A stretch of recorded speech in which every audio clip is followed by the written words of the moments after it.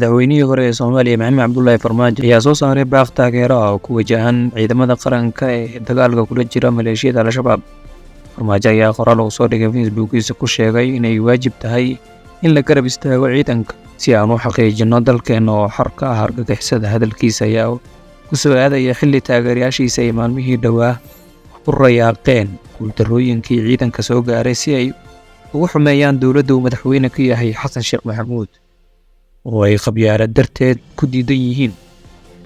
Dagaalka ciidamada qalabka sida kaashanaya shacabka Soomaaliyeed ay kula jiraan kooxda argagixisada dhiig miiratada ah ee Al-Shabaab waa waajib qaran oo ay tahay inaan ka wada qayb qaadano dhammaanteen, maadaama uu taabanayo qarannimadeena iyo jiritaankeenna ummadeed, ayuu yidhi madaxweynihii hore ee Soomaaliya Maxamed Cabdullaahi Farmaajo.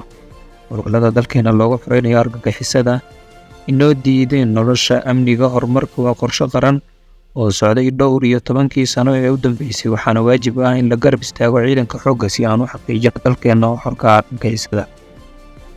Waxaan ugu baaqayaa muwaadin kasta oo Soomaaliyeed inuu garab istaago halganka xoreynta dalka, kana qayb qaato dhiirigelinta iyo kor u qaadista moraalka geesiyaasha qaranka, maadaama ay isku duubnida ciidanka iyo shacabka Soomaaliyeed ay furo u tahay guulaha dagaalka lagula jiro argagixisada.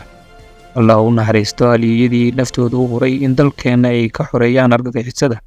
Halyeeyada kale ee dhaawacyadu ka soo gaareen waxaan Allah ugu baryaa caafimaad iyo soo kabasho degdeg ah.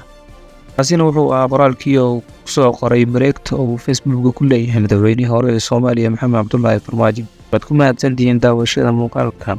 Waxaan si xushmad leh kaga codsanayaa inaad subscribe dhaadaan channelka si ay idiin soo gaaraan warbixinada caynkan oo kale ah. Siina share garaysaa muuqaalka